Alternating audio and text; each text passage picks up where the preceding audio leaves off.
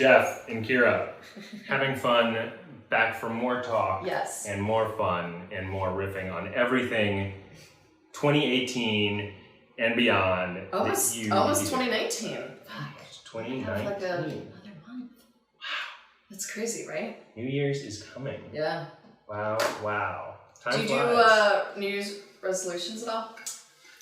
You know, I used to do New Year's resolutions, but I haven't as much in recent years because I've read and heard about that a lot of times when people make a resolution, they make a resolution and then they don't hold by it. Yeah. So I tried not doing it for the last few years. However, the other argument for that is it is an affirmation of sorts. So if you're saying something that you want to happen, oftentimes if you're committed to that, that then displays itself in reality a while later. So I have mixed feelings on the New Year's resolution. Yeah, I don't see me there. I don't feel like I need a first day, like the first of one particular random month, like a January, to tell me that like that's the new year. Like, and now I have to create my resolutions. I should be creating them every day. You know, I like that.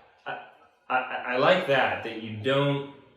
What it is you don't want a set date when you have to do it. Do it today. Do it tomorrow. You know, always be working on yourself. There's no reason why it needs to be Jan 1 and the start of a new year. Like, what's wrong with today? Yeah. You know? Yeah, that's great. So always be open to making your own, to doing exactly. it when you want to do it. I agree. So, anyway, today we are going to discuss our main topic is attachment theory. Yes. There was a book written a while back about it, and it's really been talked about online in blogs and on various podcasts talk about it, and it's really a frame for what's going on in relationships and what's happened in relationships really forever. This has been going on, but there was this book written that kind of caused a renaissance in people's understanding of what's been labeled as push-pull when you're in relationships. And most people aren't really aware of it, and they should be aware of it because it really helps you understand how you connect to a significant other when you're dating. And I've certainly found it to be very at play in my life, and you actually, I see it in others too, and it can cross into friendships, it can cross into the work environment, obviously it's part of families, but what it believes is, to go into it a little more, the core of the theory is that your attachment style and the way you connect to a significant other is based around childhood, things that happened in your childhood. And they say that most of it happened before about the age of 2 or 3, right when you came into the world. And it gave you, when you did that, how you connected to your parents gave you a frame for how you connect to a loved one when you're dating, when you're in a relationship. And what they said in this book was that there's 3 attachment styles, and they are basically, you have the secure attachment, people who are comfortable in relationships and can connect to others. That's one. And then on the other side, you have insecure attachment, and the 2 within that are anxious types and avoidant types. So you have insecures, which are anxious or avoidant, and then you have secures. And about half the world, they think, these are studies, and keep in mind, these studies can be very disjointed. And you don't know who they're polling and such, but right now they're saying about half the world is secure and the other half is insecure, meaning they're either anxious or avoidant. So, in LA, it's probably 90% insecure in LA. So basically everybody out here is no. But if you read this book, Amir Levine, and it gives you a good framework, and there's tests you can take that give you a greater understanding of it. And I would highly recommend that you check this out, Google it. We're going to talk about it more here.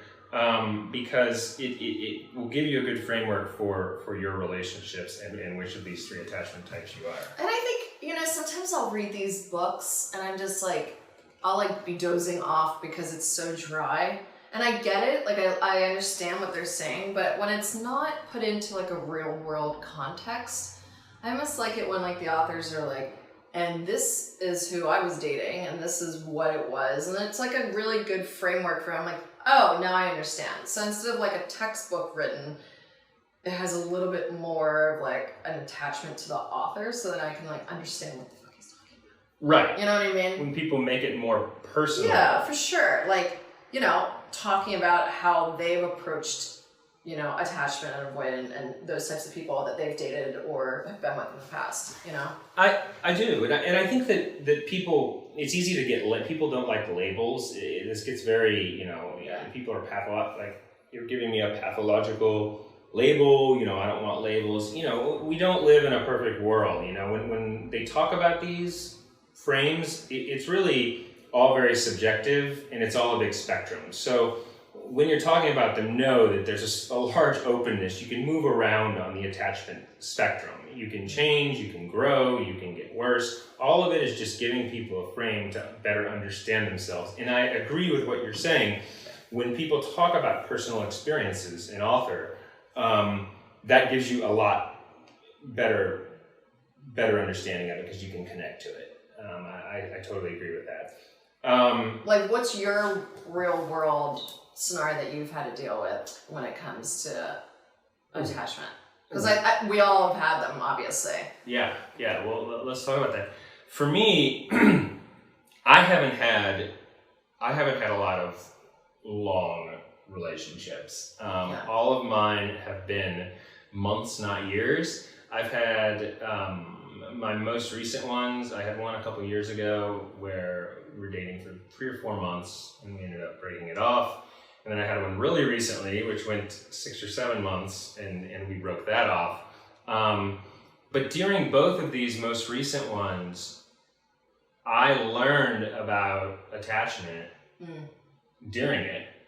And I came to realize from taking tests and learning about that I was on the avoidant side of the spectrum. Oh, interesting.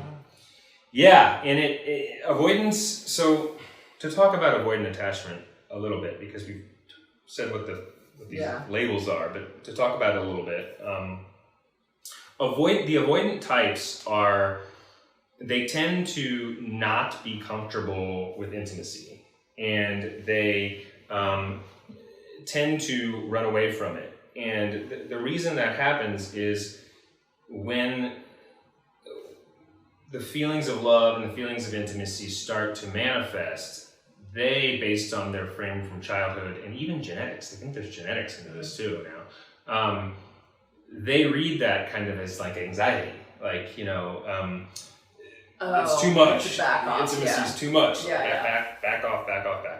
It's like every boyfriend I've ever had. Just kidding. I mean, that's how it goes, and this is gender new. I mean, the guy can be this way, or the girl can be this way, and vice versa.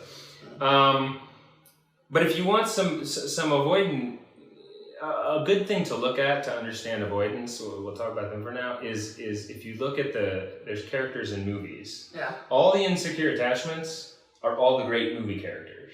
So like, it makes for the good. Oh, interesting. Insecures are kind of boring. Right. And like, it's not. Right. Not much of a storyline with them. When you watch The Bachelor.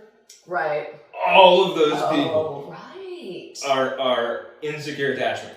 And then they throw in a couple of secures. Oh my god, that's hilarious. And they can kind of guide them. And I don't even know if the Bachelor producers, reality TV producers, even are aware of attachment theory. I'm sure they are, but they are literally casting people. That's so interesting. Are you able to watch anything anymore? Like, without being like, oh, that person is an avoidant, and that, you know what I mean? Like, you can pick it up quickly. When you notice stuff, you really can see it quickly. So reality TV, and I've never really talked about that a lot, but reality TV is a great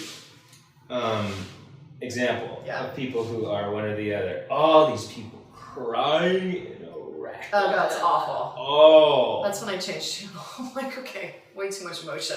Yeah. I can't handle.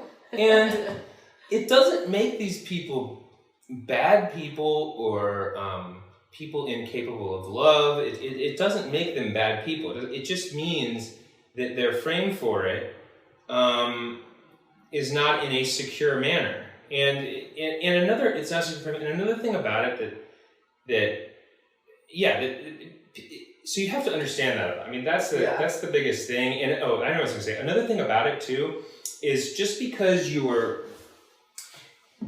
if you have an insecure attachment, if you're anxious avoidant type, that doesn't mean that's who you are as a person.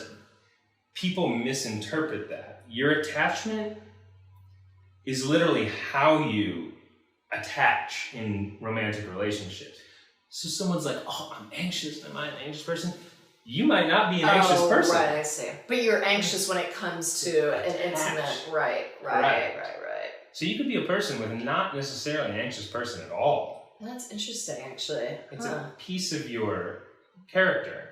Yeah, my ex was definitely concerned of intimacy. Yeah. But that would be like, wait, and we were together for 4 years, and I'm like, so were we, and it wasn't that I was asking for marriage or anything, it was more like taking the next step of like, can I meet your family? Mm-hmm. You know what I mean? Yeah. Or, at some point I wanted to move in together, and it just was like, I knew it was never, he was completely scared of it, and he wouldn't say it, because what guy says that they're scared of anything, right? Yeah. But it was more like, no, I'm like, okay, I can't with this. You know what I mean? It just was like... Let me tell you, it doesn't feel like scared to us, even though that's what it is right. underneath. It feels like annoyance, to avoidance. And I can speak this, like it literally feels like annoyance. It feels like... Like the other person's pushing more, and you're like, I don't want that. Yes, you feel like, oh. Yeah, that's how he was. I'm so happy you're my pseudo brother that we don't have to date. I know, we're like step brother and sister. Yes. Yes, I'm that way, and how awful, Geoff, Jesus. And it's I know. I mean it's but people have to understand that it doesn't mean I'm an avoidant person, and the anxious type doesn't mean they're an anxious person. Right. It's just how they attach to people. That really has to be, in physics, when I was a kid, like learning in class, people would confuse like acceleration with speed, or like different types of it. Yeah. It's so easy to confuse, when you say your attachment type, to think that is they don't understand the discrepancy. That is just how you attach. Like that's it. Right. It's not like who it doesn't you are. Define you. Yeah, right. So that's an important piece to remember. Do you talk to are you able to, let's say you're with someone and you realize that, okay, this person's, an anxious or whatever, and it's not matching together. Mm-hmm. Is that person able to adapt and change into more of a secure? Yes. Okay, so it's not like, well, that's what you are, and you're stuck now. In fact, you don't really. First, you have to have awareness, and most people don't. So, because you're aware that intimacy is something that is I struggle with, yeah. Right. Yeah, anyway. So that's something that you could continue to work on and try and build if you wanted to. If you Absolutely. Want to take steps. Oh, okay. And I need someone who most people don't have the levels of awareness to know that, to even know about attachment, 1, and to 2, know what attachment they are, and 3, to want to be willing to work on it. Right. With their partner. Yeah. Because it's too hard. It's too much. They can't. Oh, it's cerebral. I mean, it's a lot of it can be mind numbing after a while. You're like, oh my dear God. But I understand it, because if you really are wanting a relationship to work and you're working on it together, you know what I mean? Then you want to be aware of everything that's around, and how each person's approaching the relationship at that point. Yeah. And you have to be open and willing to do that, and most people aren't. I mean, most people, especially ironically, the avoidant types. Like how I am is very like rare. Like, that you're like, I want to work on this. Yes. And yeah. Because you would think the avoidant especially doesn't want anything to do with any of that. No. We hate, but I'm just different in that way, that I can feel what these types feel, what these guys who are like pushing away or women do it. It's gender, either for sure. Gender, but I feel what those feelings are. Like I have a girlfriend of mine that has, and it's so funny, it just came up just now. Yeah. From a female perspective, she's like that. She hasn't really had a long-term relationship, and each one kind of lasts a few months. But the minute it's the guy's like really starting to get, interesting and more intimate, she's now no longer interested, and it goes to someone else. That's right. That's what they do. That's crazy. Right. So there's a lot of people like that. Yeah. And they use different tools. Some people will use... Like, could you call that like a serial dater? Yeah. That's what it... That's what it is, right? This is a mind prison that we've labeled for years and years in a certain way, and we're now finally with attachment theory starting to have the awareness of what's really going on. It was always labeled for decades before attachment, which is the last 15 years. It was labeled for decades as just like push-pull, games. Right. No, you have to both realize you're this way, and if you care enough, you have to get together and you have to work on it together and stop playing games through text, stop playing games through email, stop breaking up with each other through text, through breaking up with each other through email. Right. You have to face the person and really get into wanting to work on it. Yeah. And avoidants are the hardest to get to that awareness. It's so interesting. My ex was definitely in the avoidance where I was like, and I wasn't pushing. I was always very respectful of like, okay, we'll give time, but it was never going to reach that other level, And I'm like, but I want to be in a very intimate relationship. Like, I would like you to read the 5 Love Languages book. And that was just way much. You know what I mean? So I'm like, no, I want to make sure that we're like connecting languages and love language. You know what I mean? Our communication is there, and that I'm giving you what you need and all that. And he was like, no. Yeah. I'm like, of course. What? Why don't you want to work on the relationship? I don't understand that. And I mean, it's good that you're able to recognize it. Like, I know this is me. I'm trying to work on it. Yeah. You know what I mean? And if you're a secure attachment type, I don't know what your attachment type is. That's natural. Now, here's the trick: the anxious type thinks that they want that. Like, they think, but they really don't want it either. Right. Because the minute they get it, then they're like, oh wait, never mind. I don't. They don't want it either. They just think that they do. Right. Like they aren't comfortable. They aren't comfortable with it. They just think that they are. But each is using a different strategy. The anxious is using in their head strategy. How do I get her? How do I get him? Right. They're panicking. Yeah, it's the game. They're panicking. Yeah. And the avoidant is using go away. But they're both avoiding the same thing. There's a brilliant psychologist, MFT, who online she does videos, and she says it's not actually opposites, but it's like sees like. Her name is Brianna McWilliam, I think is her name. But she says it's like sees like, and that's why they go, because they're actually both have the same problem. It's both avoiding. But they're just using right, a different exactly. tool. That's nuts. Yeah, they're using a different tool. So you have to get to the awareness of this, guys. Whoever's listening out there, like, you really have to, and don't be so hard on you if you are an insecure attachment type, because it literally is every other person or more. But the great movie characters, like we were saying, are the insecure types. If you look at The Great Gatsby, he's an anxious type. If you watch Leo in that movie, he's like, if I can just get Daisy, right. Daisy Buchanan. And she, guess what she is? She's avoidant. Right. She goes off and marries that guy, and Gatsby's a mess. And so Leo, go watch clips of Leonardo DiCaprio in The Great Gatsby, and you're watching an anxious type at work. If you want to see an avoidant, go watch Jerry Maguire, who is ultimately. He's like the epitome of it. Correct. Oh, interesting. And the secure ones are never shown on screen because it's boring because there's two. Couples secure, correct. The insecures make for the good TV, right. like reality TV. But a secure would be Renee Zellweger in Jerry Maguire. She was very comfortable with expressing her feelings to him. And she stayed on Jerry, as was Rod Tidwell was secure when he would give Jerry advice. Rod was insecure on other things in his life, his career, his money, but Rod's relationship, Rod Tidwell, he was very secure in his love life. That was kind of the big plot of the movie. But that would be one. There's a movie, I have not seen this movie, but I saw clips of it called The Notebook with Ryan Gosling. And his character in that, I saw a clip of, is secure in that. I've just seen a couple clips, honestly. I haven't seen it either. So there are a few, but yes, the movie characters are great. 500 Days of Summer. Go watch 500 Days of Summer. It's an anxious and avoidant play. He's anxious and she's avoidant, and there's literally plays out over the course of the movie. It's interesting though, because like even looking back at my previous relationships, I could see myself like, okay, if I, I would be both sometimes. Like I'd like one relationship I'd be avoidant, one I would be anxious, and then now I'm like, I'm totally fine.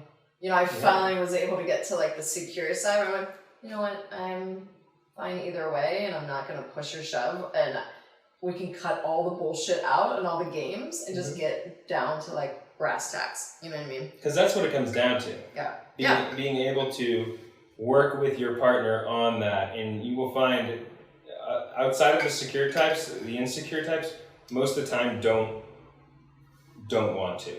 They even if they're aware or semi-aware, it's very hard, and that's why they recommend that anxious and avoidance find secure partners, because it balances them. But it doesn't mean that anxious and avoidance can't work it out. They both have to want to. But the irony is anxious and avoidance always find each other. They always go for each other because they both validate their view of the world. Right. They both, how they see the world, it validates their view of the world. The avoidant believes their partner should be constantly on them, even though they're annoyed by it. Right. It's a paradox. While the anxious believes that they want more from their partner, but their partner constantly avoids them. So both the frame gives them, their childhood and genetics has given them a frame for how they behave, and they validate each other in that way. It's very paradoxical. That's actually really kind of cool. I mean, I feel like we could talk about, I feel like we could do a podcast just on relationships. And I know there are, but I mean like just going through each and dissecting it, so then like future relationships will be set up a little bit in a more positive way. You know what I mean? Yeah. Not many people like step back and think about what they've learned from their past relationship, pause for a bit, and then maybe they go into another relationship. A lot of people like bounce right into another. Yeah. And they haven't really processed what happened in the past. Do you know what I mean? So it's almost like you have to take that time, focus on you, learn more about yourself, and then you can take that and enjoy another person, It's the only way to grow. Yeah. It's the only way to, you have to do that. Yeah. And not enough people do. And, and one thing I will say just about this too is be very aware that it is a spectrum, and it's very easy to get caught up in these labels and such, and people do move around in the spectrum. Any insecure type can become secure through some work, or it takes a lot of work on yourself and awareness. People can move around and try not to pathologize things too much. It's just giving you a framework. Like that's the biggest thing to know. And one thing that happens to me, and that it happens with all avoidance, and you can see this play out time and time again, is the avoidant type, male or female, will dodge the anxious type. And then what happens often is the anxious will then pull away or get tired of it or pack their bags and say, I'm out. And when that happens, the avoidant often will like vomit up all of those feelings that they have been like suppressing, and then they will start pursuing the anxious to try to get them back to the pattern that they were in too before. Late. Sorry, too late. And by then the anxious is like, yeah, sorry, too late. Yep. But then sometimes they do come back, and it creates this cycle of the pattern. Well, the only way to break that pattern is the two wanting to work on it together, and the awareness of wanting to work on it together. And often both sides don't want to have the awareness or don't want to work on it together. And that's the only way to get through it. But you'll see that in relationship after relationship, because if you're avoidant type, you'll be like, I do dodge, but then sometimes I do feel like I'm anxious sometimes. Right. And that's often because both have the same problem. You're just handling it with a different set of tools, okay? Both sides are the same thing. So know that about attachment. I love this topic. I think it's great. We can do some others on it. Maybe Yeah, at some point good. we can have a guest who Oh yeah, knows, speaking of guests, we have a really awesome guest next week. I'm so stoked. He was gonna come this week, but his flight to Miami got screwed up. But let's hear about him. What? yeah, he's really a really interesting guy. Interestingly enough, I met him at a club that I go to on Tuesdays called Cloak and Dagger, and he was always like a really cool kind of guy, but he was kind of like an asshole. Like, I'm like, I respect you, I think you're like cool, but at the same time you're like kind of obnoxious. And then he went on this trip, and he went through something down there that was so incredible that it was absolutely life-changing. And I actually didn't even know he was down in Mexico or whatever doing, on a trip. When he came back, it was like, wait, who is this person? I didn't even recognize him. It was a radical shift. And it's a whole new life philosophy for him. And he was able to grow from like who he was and to who he is now, and then be able to give back to everyone else who needs it. It's just mind-blowing. I'm not gonna even like say his name or who anything, because I want him to like really talk about his story and the life change that he did, and now that he's gonna try and give back. Because ultimately, like we talked about in our first podcast, is we want to bring on guests that are trying to shape and change the world in some unique way. Mm-hmm. And he went from being a very selfish, into his own money, all of that, into now, I just want to give back to everyone. It's great. And it's so incredible. I'm so excited to have him. So that'll be 2 weeks from now, because next week's Thanksgiving, and then our Friendsgiving, depending on where you're at with Thanksgiving. But yeah, 2 weeks from now, it's going to be great. Stay tuned. We'll be back with him in a couple weeks. Yes. And we're very excited about him, as she said. And this is episode 2, Attachment Theory. Next week 2 weeks from now, we'll have our first guest. Yes. And we're just getting going. Yes, I'm so excited. Coming out of the station here on this launch radio. I mean, the fun times are ahead, for sure. So thank you, everyone, for listening in. I'm Geoff, and I'm Kira. And to be continued. We will see you in a couple weeks. Bye. Bye.